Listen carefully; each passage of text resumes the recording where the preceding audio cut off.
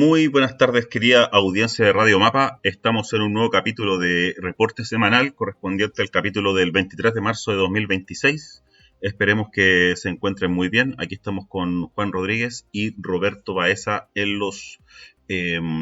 controles. ¿Cómo estás, Juan? Hola Juanjo, ¿todo muy bien? En este nuevo reporte semanal que ya digamos, no han pasado tantas cosas malas porque ya como que todo lo malo está pasando. Es como, esa sería la Exactamente. evaluación general que podríamos hacer de esta nueva semana. Ahora el desarrollo de la maldad, una cosa así. Exactamente, sí, es una muy buena forma de abordar este nuevo capítulo porque, bueno, vamos a empezar a hablar un poquito, queríamos contrastar algunas cosas que se han dicho respecto a la situación fiscal de Chile. El debate respecto a cuál es la verdadera situación fiscal de Chile la planteó el mismo ministro Jorge Quirós, que mostró en su momento en Canal 3 una gráfica que da cuenta de que la caja fiscal es de 46 millones de dólares al cierre de 2025, eh, enfatizando su comparativa con el mismo mes a gobierno anterior, al final de cada gobierno, siendo que era considerablemente más bajo que otros años, digamos, incluso se reducía a menos del 5%, digamos, de lo que ahí mostraba. Pero Nicolás Grau, tras estas declaraciones, salió a decir que la cifra en realidad era de 1.406 millones, con fecha enero de 2026, que es cuando se actualiza, digamos, el presupuesto fiscal, y que por las fluctuaciones de los otros activos del Tesoro era 800 millones de dólares al inicio de la semana pasada. Este debate derivó también en dimes y diretes poco claros respecto a la situación fiscal, relegándola a varios tecnicismos y parámetros de comparación a ratos algo antojadizos, como el mismo establecido por Quirós, que si bien es, comillas, correcto para un mismo periodo, lo que importa finalmente es el presupuesto real que se tiene para ejecutar. Eh, y claro, en ese sentido se podría decir que es más bajo, o sea, no se podría decir, es efectivamente uno de los más bajos de los periodos democráticos. Sin embargo, si uno mira los informes de Hacienda y el Consejo Fiscal Autónomo, esto sucede porque Chile tiene problemas en lo que se ha denominado el comillas déficit estructural, que es la fracción del desbalance fiscal que persiste independiente del ciclo económico. Es decir, esto se refleja, digamos, en los gastos permanentes que tiene el fisco, digamos, por su diseño presupuestario, eh, versus los ingresos estructurales proyectados a largo plazo que tienen que ver con la recaudación mediante impuestos, ganancias de las empresas públicas, retornos y también cómo van creciendo los ahorros de los distintos bonos que Chile tiene puestos en fondos del Tesoro Exterior. Eh, en cifras concretas, el déficit estructural de 2025 fue del 3,55% del PIB, equivalente a 12.028 millones de dólares, que está por sobre la estimación del 2,2% que se había hecho en el trimestre previo, en el informe previo que realiza el Banco Central. Esto se considera alto para estándares históricos de Chile, está por sobre la meta fiscal, que en 2004 ya era elevada en comparación a la meta, que era alrededor del 3,3%, y para el 2026 las proyecciones oficiales lo sitúan aún cerca del 2,7%. A pesar de esto, lo que concluyen, digamos, varios de los informes digamos, que se han consolidado para hacer esto análisis, el Banco Central, la misma Hacienda, el Consejo Fiscal Autónomo, eh, y también comparándolo con la evidencia internacional, da cuenta de que en Chile en realidad no hay una situación de crisis fiscal, pero sí una tendencia de desviación de la regla por varios años. Eso sí, hay que mencionar que la regla fiscal chilena es bastante conservadora, es decir, tiene un umbral bajo respecto de déficit o de, digamos, de endeudamiento respecto a otros países, digamos, y es extremadamente cuidadosa en términos de fijar lo que el Estado se puede endeudar y, digamos, como esa regla es conservadora, claro, le da respaldo, digamos, a partir de ese sustento técnico de la regla fiscal que le da a Quirós, digamos, un sustento, digamos, discursivo para poder sostener su estrategia. Cabe señalar que la regla fiscal además es fijada, digamos, por un comité de expertos que en general son todos más o menos de la misma tendencia económica, más allá de que a veces tengan como filiaciones eh, políticas distintas, digamos. En Chile, además, la deuda pública a 2025 es de aproximadamente el 42% del PIB. Esto, según la comparación que hizo el mismo Ministerio de Hacienda en su momento, muestra que la deuda es baja moderada a nivel internacional, muy por debajo de economías desarrolladas, que a veces puede llegar a 80 al 100% del PIB, y varios países emergentes también. Y en ese sentido, igual no hay que olvidar, eso sí, que los márgenes de endeudamiento también son mayores en economías desarrolladas, especialmente en el caso de Estados Unidos, que tiene, digamos, creo que duplica el PIB incluso la deuda que posee Estados Unidos, pero que Estados Unidos tiene mucho más margen, digamos, por el tamaño de su economía y también porque incluso puede acudir a guerras para enfrentar a su endeudamiento, además de que no son muchas las entidades que tienen como capacidad real de cobrarle a Estados Unidos debido a su peso político principalmente. Además, dentro de los factores que se han enumerado que están detrás del deterioro, también es la menor recaudación tributaria, especialmente la proveniente de empresas, desviaciones de ingresos proyectados, una mayor presión de gasto social y de subsidios y una alta dependencia del cobre, que se mueve de acuerdo al ciclo económico, pero que de hecho actualmente es bastante favorable y lo ha sido bastante en los últimos 2 años. De hecho, a mí me llama un poco la atención de que eso no haya mitigado de cierta forma la presión fiscal, digamos. En ese sentido, el problema de Chile en la actualidad no es tanto el problema de la deuda, digamos lo que se puede concluir de estos informes, sino lo que se llama el flujo, porque los ingresos están siendo menores a lo esperado en un contexto de alta presión de gasto. Eso también es importante, o sea, claro, es importante destacar que lo que está sucediendo hoy día en Chile es que está recaudando poco, más que otros factores. Juan, te paso la palabra para que comentes. Bueno, mencionar que de partida aquí hay un problema, o pareciera haber un problema como que tiene que ver con la administración de la plata que va llegando, y esto en el sentido que, digamos, este mito que trata de enfatizar Quirós al decir que digamos que se le entregó un Estado con 40 millones de dólares, cuando en realidad al mes siguiente era mucho más, pero tampoco era tanto más. O sea, al final terminaron siendo 800 millones de dólares los que se entregaron a la administración nueva, lo que antes había sido mucho más de 1.000 millones de dólares. Entonces, como que claramente hay un nivel de gasto estatal que sustenta mucho digamos, el discurso de la derecha que está entrando al poder. Y en eso yo pienso que al menos desde el progresismo como que se ha tendido a tapar esta situación, y eso, digamos, un impedimento para un debate franco. Es decir, no sé, pues sale el ex ministro Grau en el fondo a justificar la situación diciendo, oigan, es mentira que teníamos 40, teníamos 800. Y uno podría decir, bueno, pero 800 no más, pues como... Y eso puede tener múltiples factores, incluso no estoy tratando de decir que necesariamente hayan estado malgastando los fondos públicos, que es como digamos, el discurso de Kast, que aquí era como una tole-tole donde se gastaba plata en cualquier cosa. No estoy tratando de decir eso, pero lo que sí estoy tratando de decir es que dentro de una dinámica en la cual el progresismo trata de administrar el capital, lamentablemente termina cayendo en las mismas lógicas de tratando de establecer equilibrios macroeconómicos, por ejemplo poniéndose el día en deuda pública, funcionando en una lógica de valorización del peso chileno versus el dólar, mucho antes que, por ejemplo, tener un banco de desarrollo que permita potenciar la economía local. Entonces, en el fondo, y como tú bien decías, en un contexto donde los países desarrollados tienen una deuda cercana al 100% y Chile está cercano al 45%, es como que en el fondo Chile como que se autorrestringe para decrecer, para tener una economía cada vez menos activa. Y eso es algo que indirectamente digamos, las fuerzas progresistas y las personas que integran, digamos, los equipos económicos de, por ejemplo, el gobierno de Gabriel Boric, dan por hecho, para ellos es una situación dada que hay que replicar y que no hay otra forma de manejar la economía del país, y al final termina dejando estas situaciones donde el sustento ideológico que le entregan a la derecha, sobre todo digamos, desde el punto de vista de la soberanía popular y cuál es la impresión que dan a la población,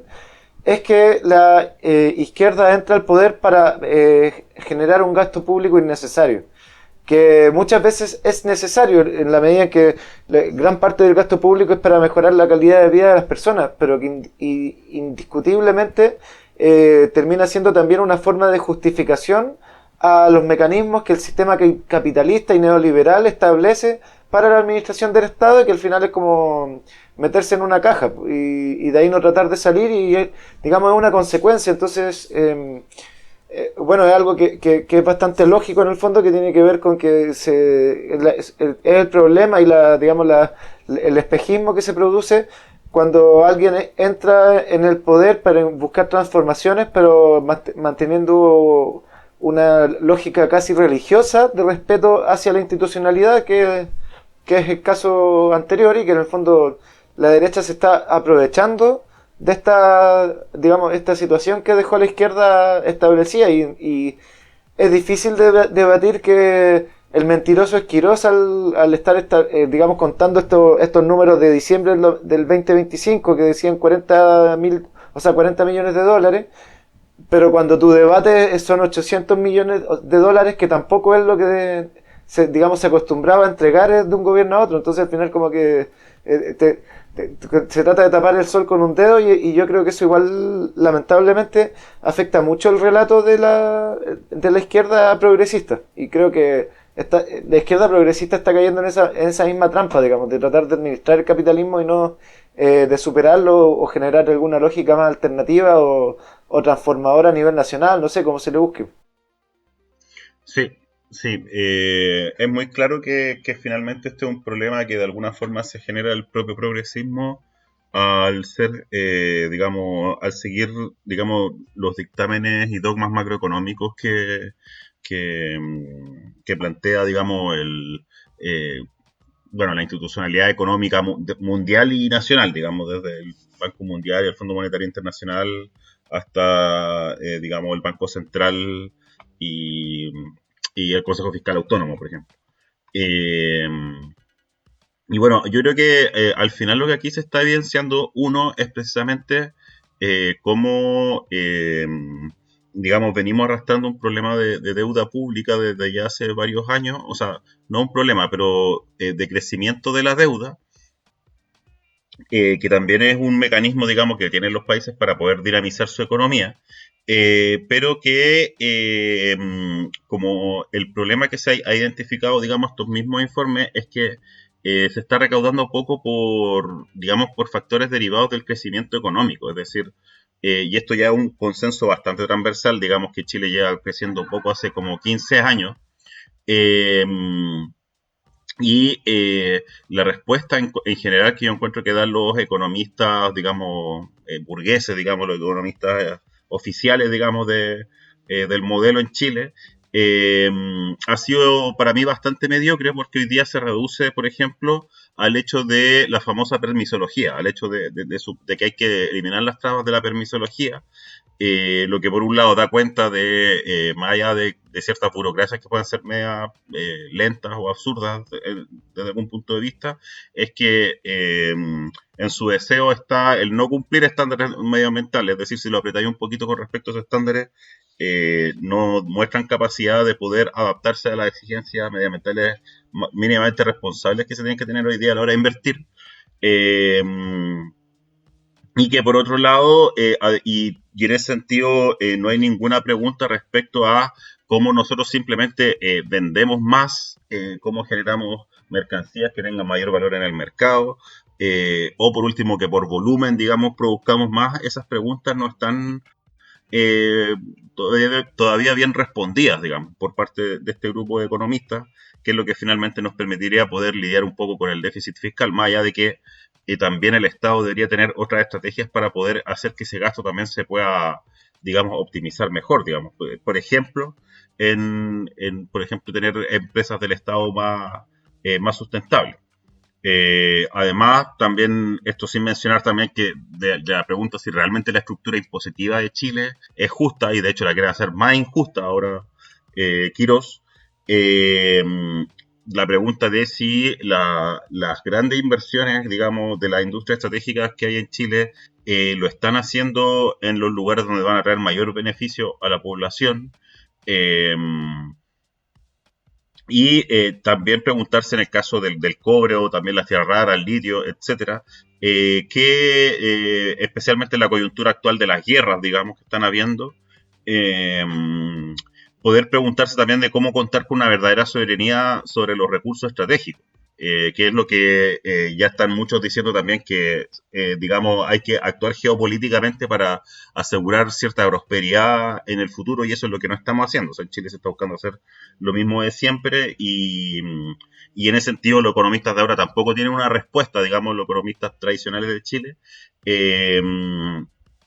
y en ese sentido, el gobierno de Cast, además, digamos, o sea, es el peor gobierno posible, ya que no tiene ningún tipo de noción o respeto por la idea de soberanía, pero además, digamos, ninguno, como decía, ninguno de los economistas de los otros sectores que en realidad tienen diferencias de matices, digamos, con lo que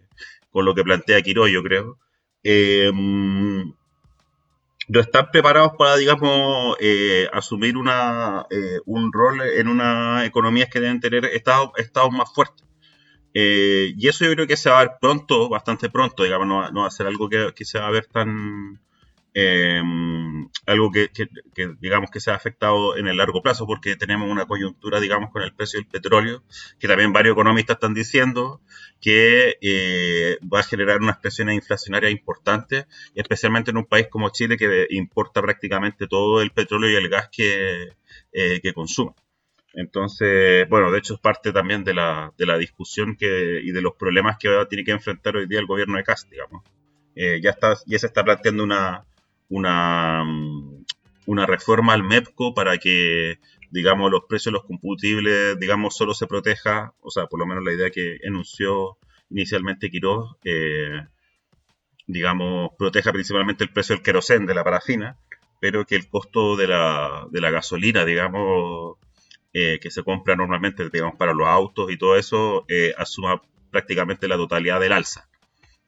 Juan, te paso la palabra. Sí, mencionando, o sea, en realidad como cerrar un poco el tema sobre las arcas fiscales que entregó el gobierno de Boric, que hay que ser claros. Sí se aumentó el gasto fiscal, sí se entregó menos plata de la que se acostumbraba a entrar, o comparado con gobiernos anteriores, al gobierno de Cast. Pero, y eso yo creo que igual hay que ser enfático, como que la situación tampoco es muy distinta a cómo lo hubiera entregado Cast.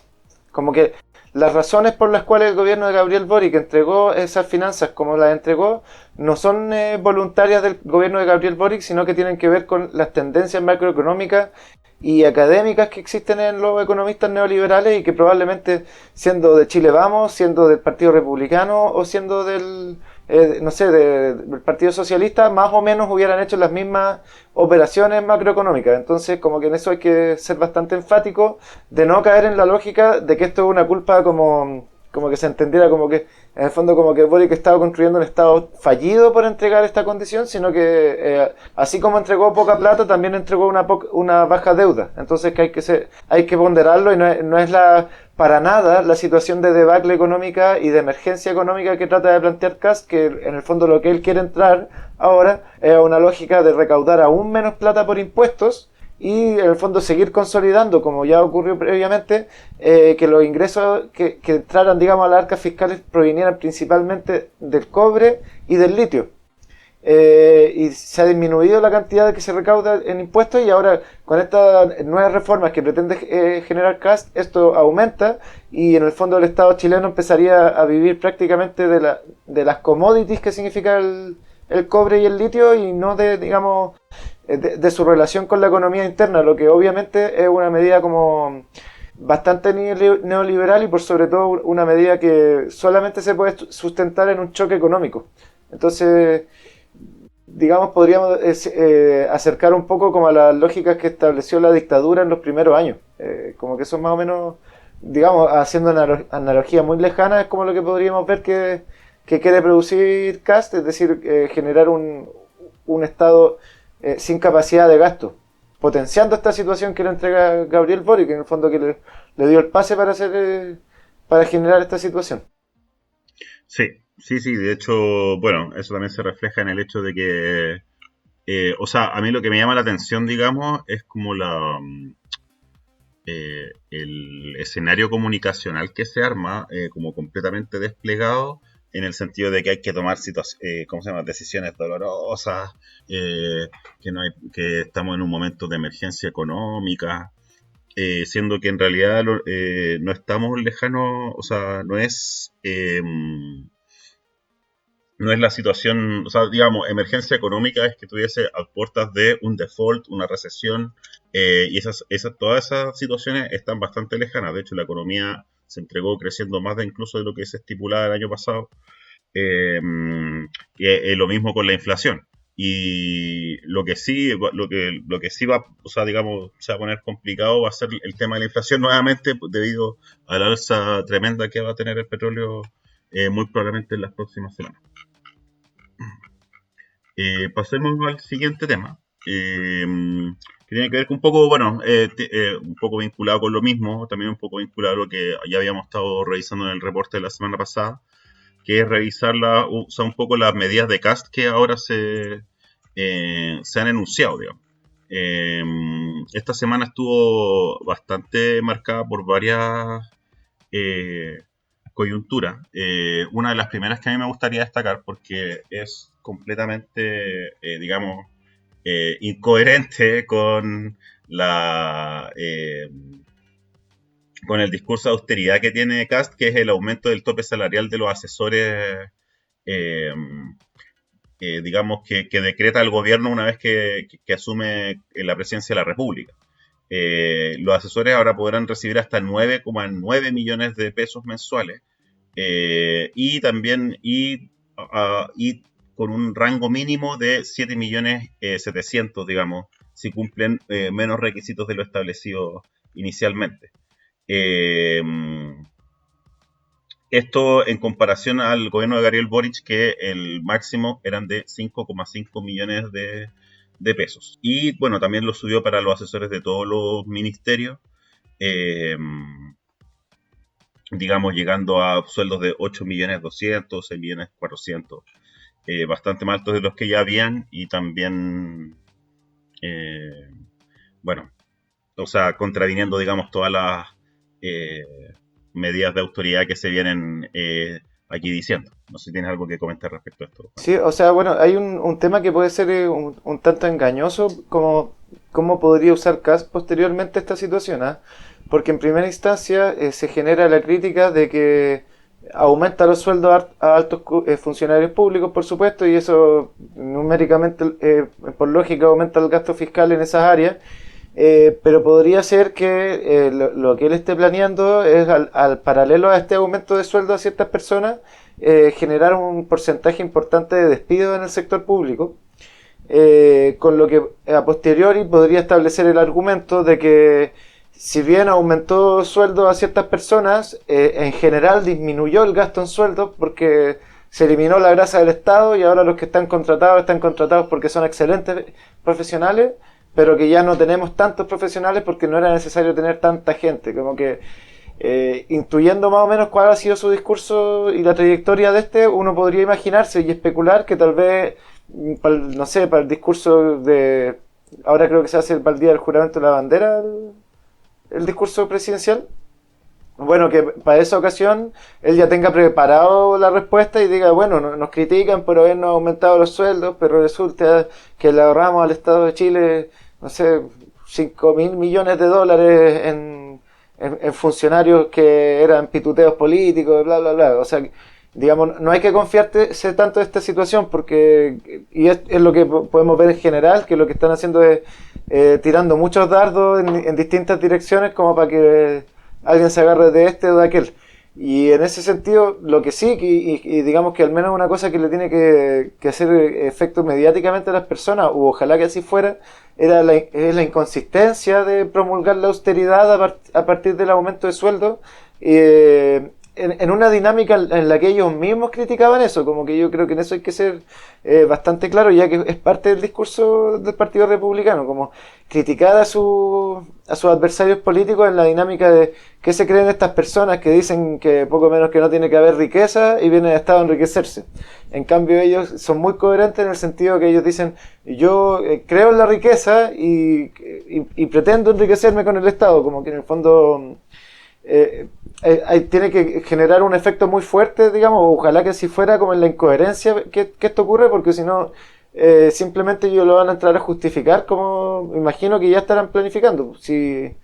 en el fondo una de las características que tiene el gobierno de Castell, lo poco que lleva, es como su alta densidad de como polémica mediática. Y eso lo usan a su favor y, digamos, podríamos decir que tiene cierto grado de planificación. Entonces, está muy mal que se suban el sueldo de esa forma, pero más mal estaría que nadie se diera cuenta o que nadie le diera importancia, como yo creo que es lo que lamentablemente podría llegar a ocurrir. Sí, sí, o sea, yo creo que por un lado esto lo hacen obviamente por mera conveniencia, porque obviamente los asesores más cercanos a los ministros son los militantes más destacados de los distintos partidos, y probablemente también lo hacen porque estos mismos asesores lloran porque en el sector privado ganan más que los 5 millones que hubiesen ganado inicialmente. Eh, Además, igual a mí lo que me llama la atención, nuevamente, bueno, la prensa, ya lo hemos destacado antes, anda particularmente rastrera y arrastrada con respecto y digamos, favorecible, no sé cómo expresarlo bien, digamos, con Cast. Hoy día, por ejemplo, estoy Fanática. escuchando, claro, fanática. O sea, es que no le preguntan algunos temas delicados. Por ejemplo, este tema no se lo preguntaron. No se lo, o sea, a la gente de gobierno, digamos, no sé, escuché por ahí una entrevista a Chalper, también vi la entrevista a Kass que le hicieron en la tercera, a la pasada, y por lo que vi al menos, no se le preguntó nada su respecto al alza de estos sueldos. Y en los únicos medios que salió, de hecho, fue bueno, aquí habíamos puesto en la pantalla de Clinic y creo que también había salido en el Desconcierto. Eh, y ninguno de los medios hegemónicos se ha preguntado ni ha reproducido esto. Por ahí también creo que Moschetti también lo criticó. Pero en los medios, digamos, con mayor difusión no ha tenido ningún tipo eh, ¿cómo se llama? De publicación. Esto, entonces, eso el tiro da cuenta digamos, de cómo también se está manejando la agenda mediática acá. Y como bien dice, se está buscando así como que pase piola de alguna forma. Eh, y también estoy de acuerdo con que efectivamente buscan abrirse flancos por distintos lados, buscando que algunos pasen piola, otros que se conviertan en objeto de mayor polémica, pero que para ellos les sea más conveniente traer en esa polémica. Entonces, en ese sentido también, eh, bueno, quienes tengan una especie de debate más público deberían tener cuidado con eso. Desgraciadamente no veo mucho a la oposición en una posición digamos, en que puedan hacer una posición inteligente respecto a esto. Eh, Otro de los temas que, digamos, marcó la agenda de esta semana de Cast es el retiro de 43 decretos ambientales. La decisión causó controversia porque eran muchas resoluciones y también por algunas que se consideraron particularmente sensibles, como la regulación de emisiones, el decreto de algunos parques nacionales y también protección de especies como la ranita de Darwin o el pingüino Humboldt. Eh, digamos, hubo harto revuelo así como en redes sociales respecto a esto, y por ahí incluso circuló de que se había reintegrado varios de los decretos, pero lo concreto, por lo menos dentro de lo que yo alcancé a revisar en prensa, finalmente el único que se reingresó fue el de la ranita de Darwin, es decir, los otros 42 decretos no están aún, eh, digamos, aún están en lo que han llamado desde el gobierno en revisión. Esto porque, bueno, el argumento que ha dado el gobierno es que el gobierno los ingresó muy a última hora, digamos, en los últimos días de su administración, y que por lo mismo ellos tienen derecho a revisarlo. Yo ahí igual creo que hay una crítica razonable al gobierno de Boric de que si querían darle importancia a estos temas, que lo haya pillado el tiempo, efectivamente creo que sí, al menos se iba a prestar para que se generaran estas polémicas, digamos. No sé si tienes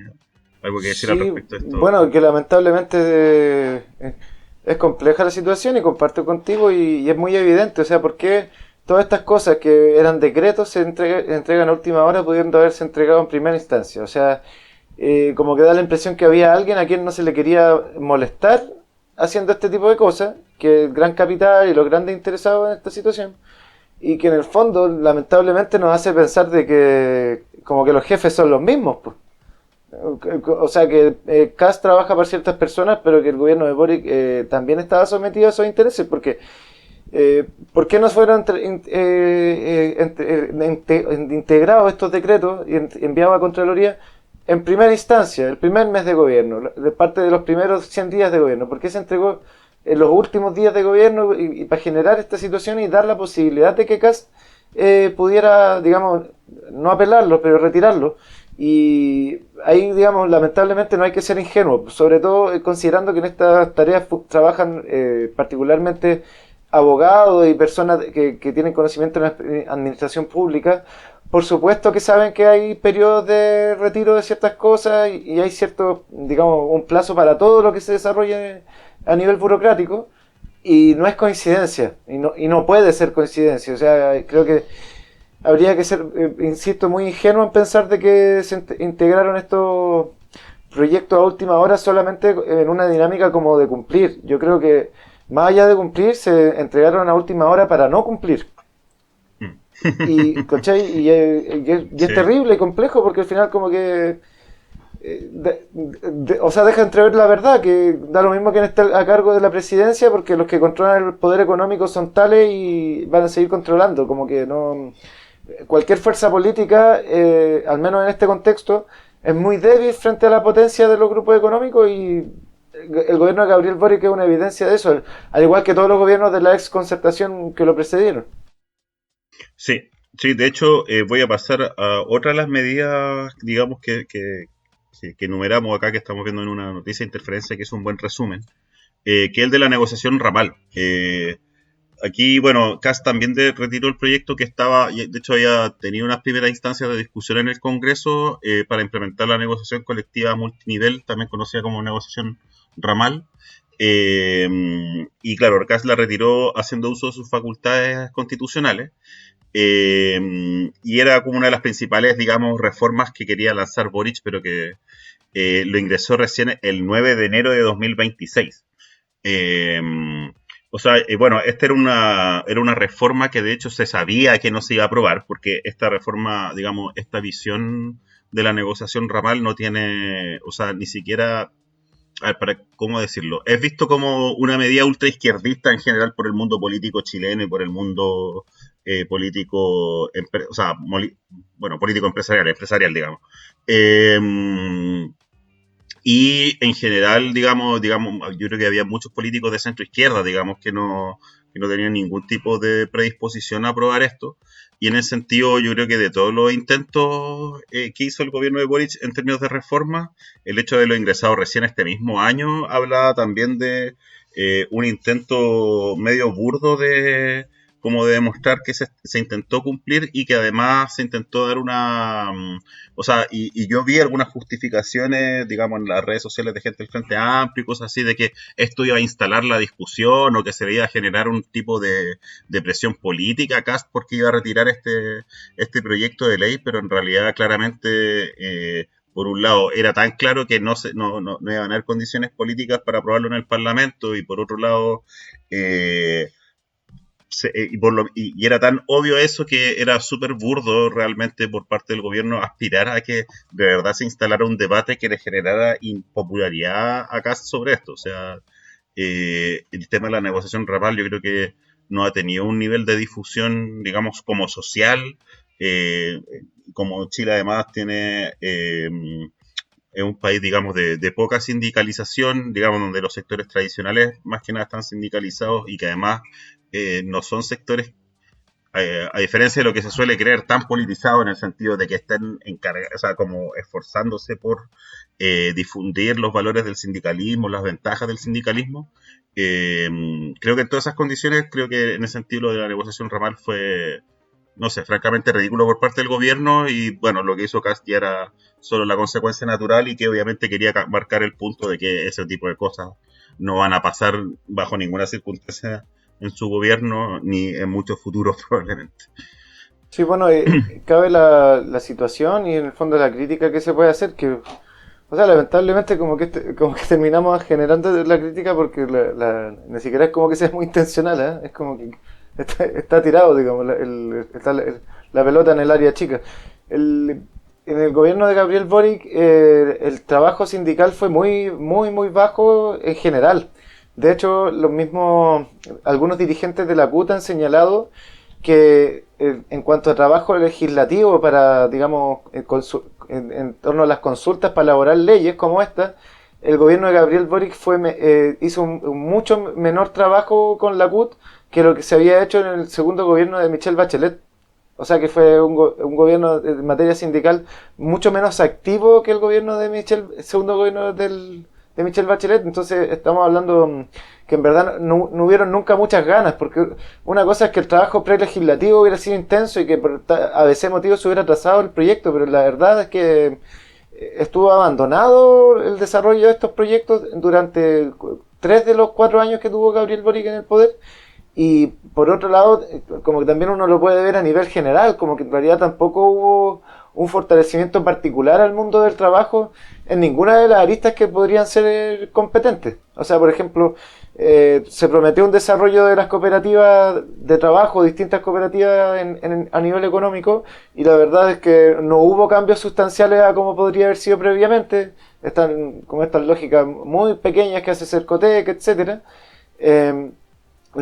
a nivel sindical o a nivel de inspección del trabajo tampoco hubo muchas diferencias, como por ejemplo una mayor presencia de fiscalización en centros laborales, etcétera. Entonces al final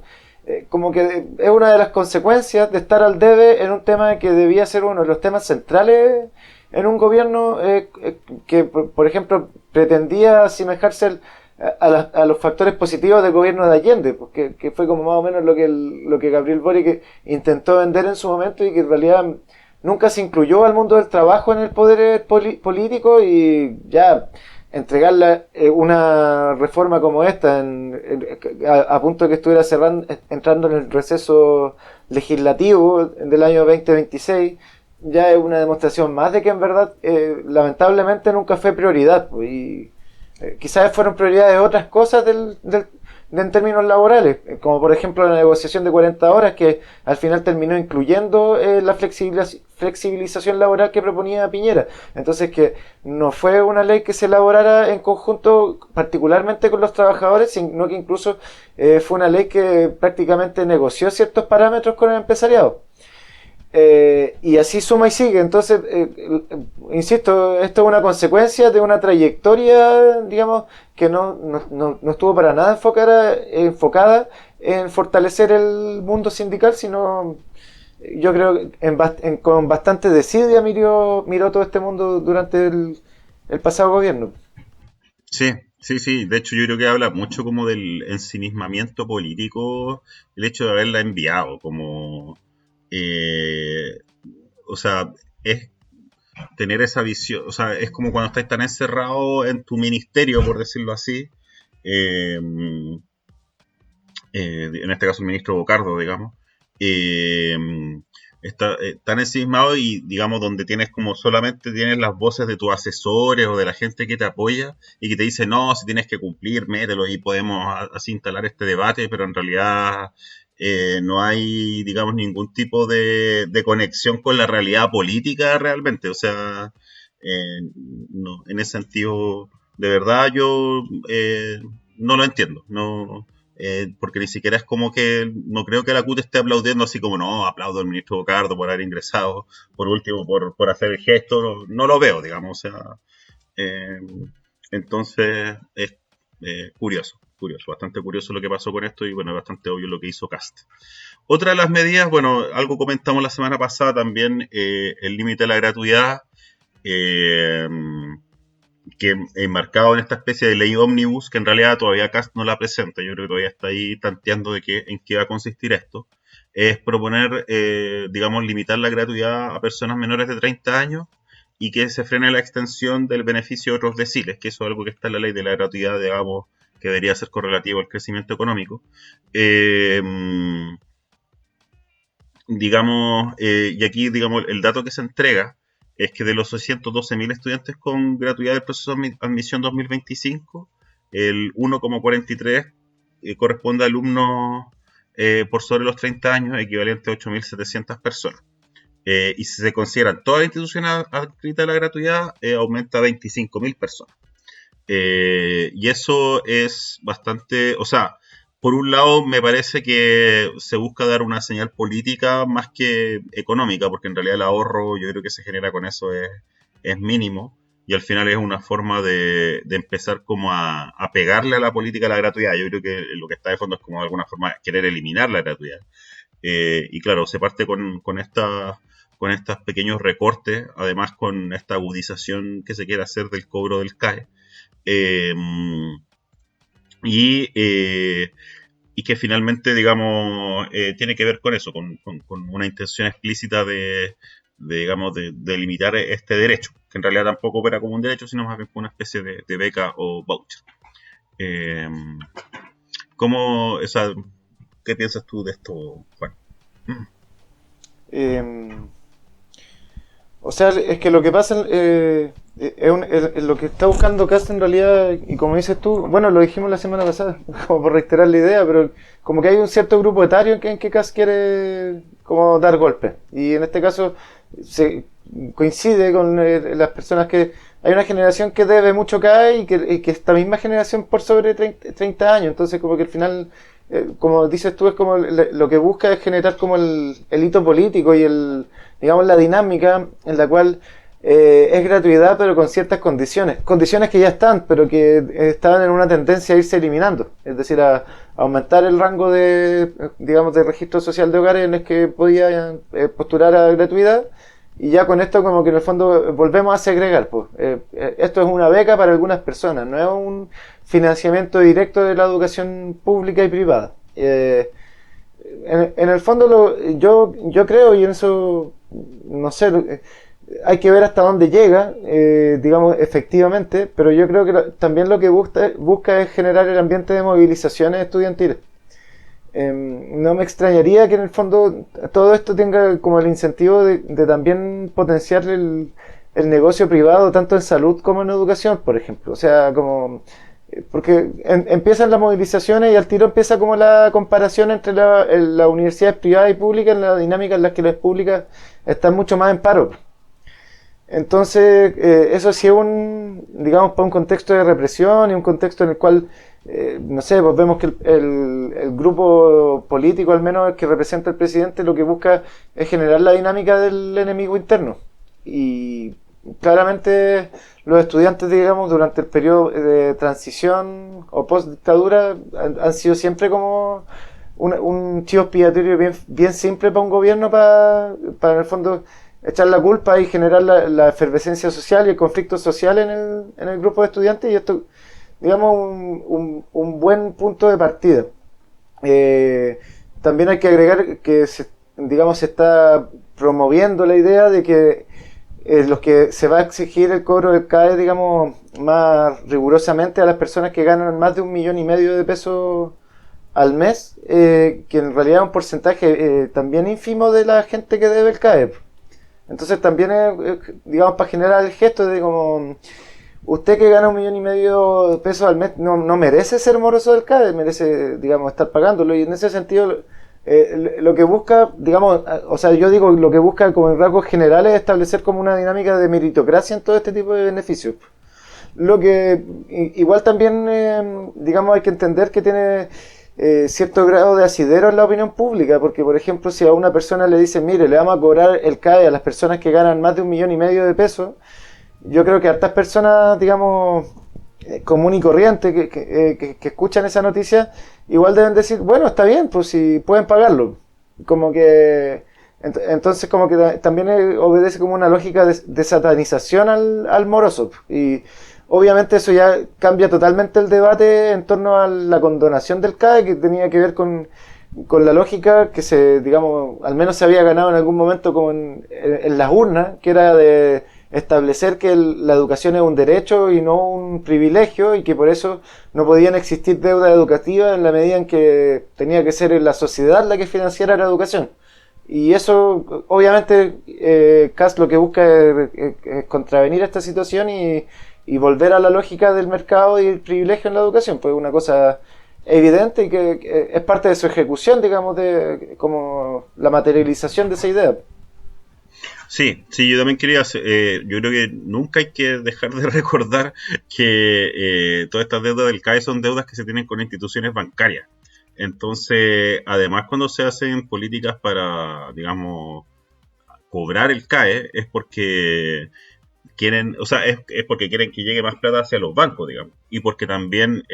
claro, las deudas no pagadas, por la forma en que se diseñó el CAE, digamos, perversamente, es que, claro, el Estado empieza a asumir los cobros cuando no se pagan las deudas.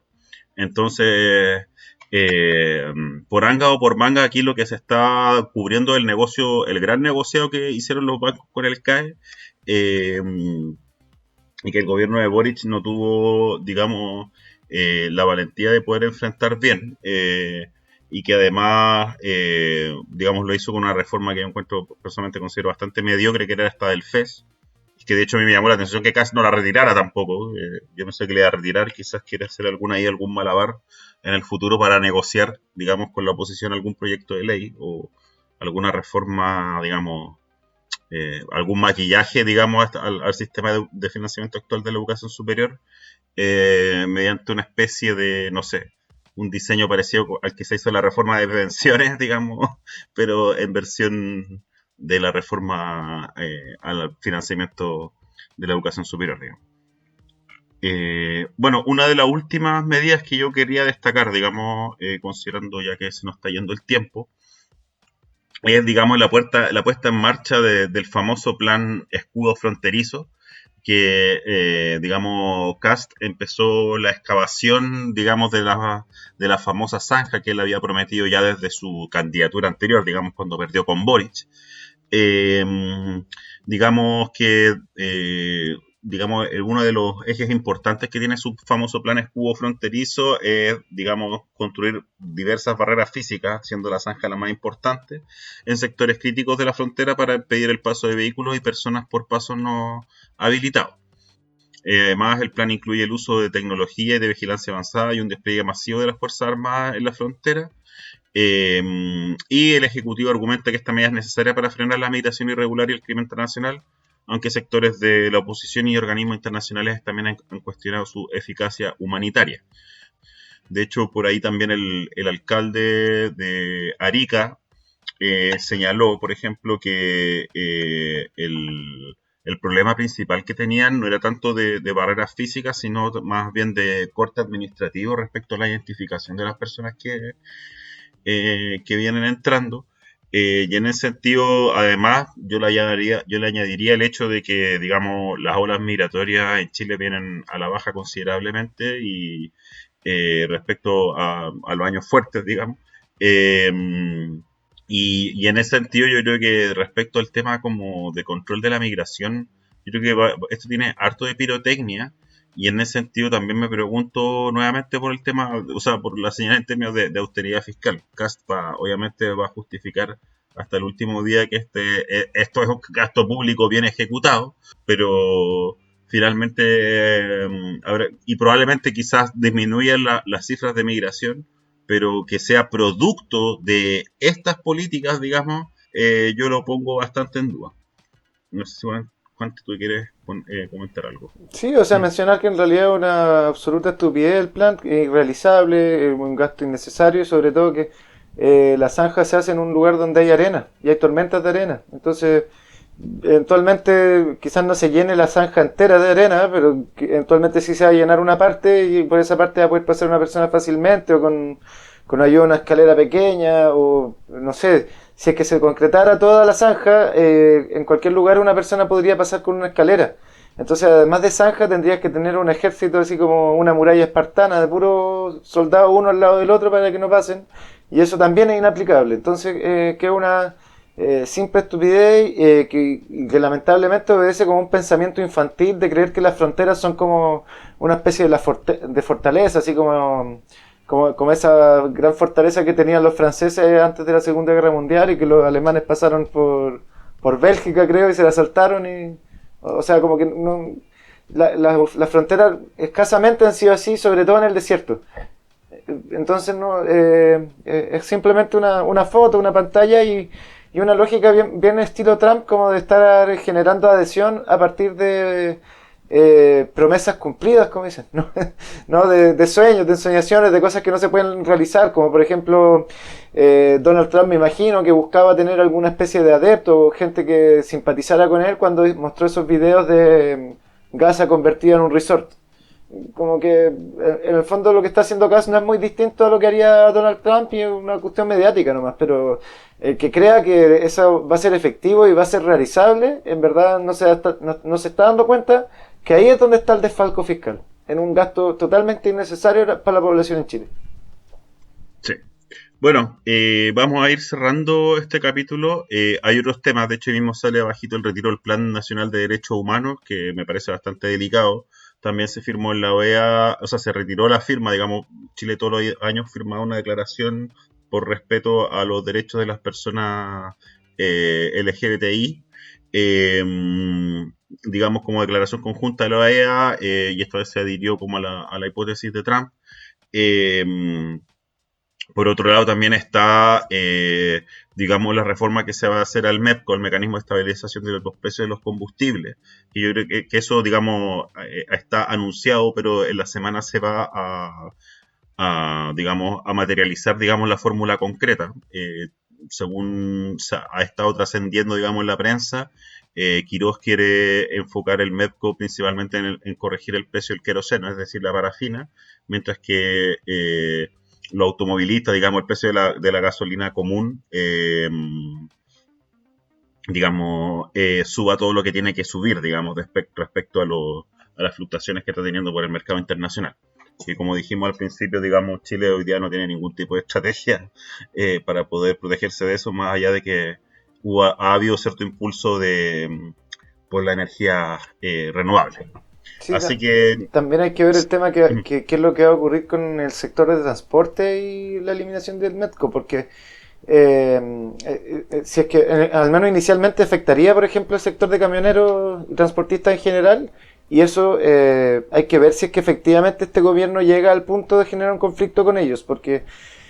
uno podría especular que tal vez a ellos les generen alguna especie de subsidio para paliar la situación, pero que al final que digamos la crudeza de la situación macroeconómica en torno al petróleo le recaiga como a los vehículos particulares. Uno tendería a pensar eso. De no ser así, CAS se enfrenta a un gran problema porque eso va a aumentar la inflación de todos los productos y además va a tener al sector de camioneros ya, digamos, posiblemente en alza y eso no... Habría que ver cómo funciona. Es una situación bastante, una hipótesis bastante extraña, digamos. Sí, sí, efectivamente. A ver, sería gracioso ver a los camioneros parando contra Kast, pero no, pero claro, yo también tiendo a pensar de que se van a proteger a todos los sectores políticamente delicados, digamos, pero buena parte del pato lo va a terminar pagando la gente común. De todas maneras, no creo que sea un problema menor incluso en términos económicos, por ejemplo, a efectos del control de la inflación, del control de las tasas de interés, digamos, esto va a generar y ahí por ahí vi una entrevista a Vittorio Corvo donde él mismo señalaba que el shock que se venía, digamos, por los precios del petróleo iba a ser fuerte y que iba a impactar definitivamente como la gestión económica de este año y del próximo probablemente. Además, digamos, no hay certeza de cuándo va a terminar la guerra en Irán eh, y digamos... de hecho, Israel por ahí incluso mencionó que quería que más países se involucraran. Siguen buscando la ayuda de Europa, al parecer. Así que va a estar bastante delicada, bueno, y noticiosa la familia, las noticias, para que nosotros sigamos comentando acá en Reporte Semanal. Así que nada, pues Juan, espero que tengas una buena semana. Cariños a Roberto y cariños a toda nuestra audiencia que nos escucha fielmente todas las semanas. Vale, chao, chao, Ya, que estén que bien. estén muy bien. Chau.